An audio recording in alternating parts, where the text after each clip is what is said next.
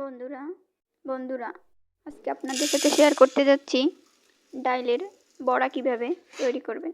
প্রথমে আমি কিছু ডাল নিয়ে নিলাম।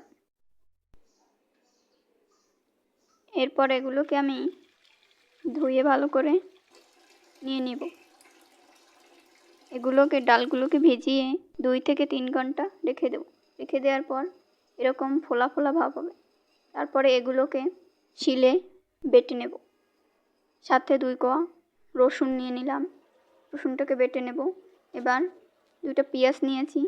পেঁয়াজ দুটোকে কুচি করে কেটে নিলাম। এবার ওই ডাল বাটাতে লবণ, হলুদ গুঁড়ো, লঙ্কা গুঁড়ো দিয়ে নিলাম। এবার পেঁয়াজ কুচি দিয়ে নিলাম। এগুলোকে ভালো করে মাখিয়ে নিব। এবার মাখানো শেষ হলে দিয়ে দেব সরিষার তেল। এটাও ভালো করে এবার মাখিয়ে নেব। এবার একটা কড়াই নিয়ে নিলাম। কড়াইতে তেল দিয়ে নিলাম। এবার ডালগুলোকে একটা একটা করে দিয়ে দিব।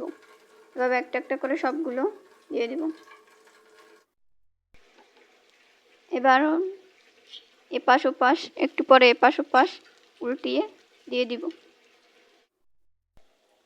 এবার একটু সরিষার তেল দিয়ে নিলাম।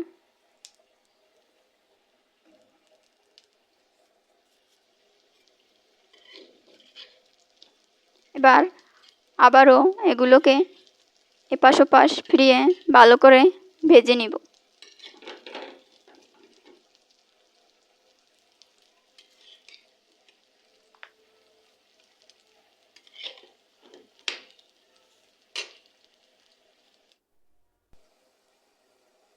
ভাজা শেষ হয়ে গেছে বন্ধুগণ।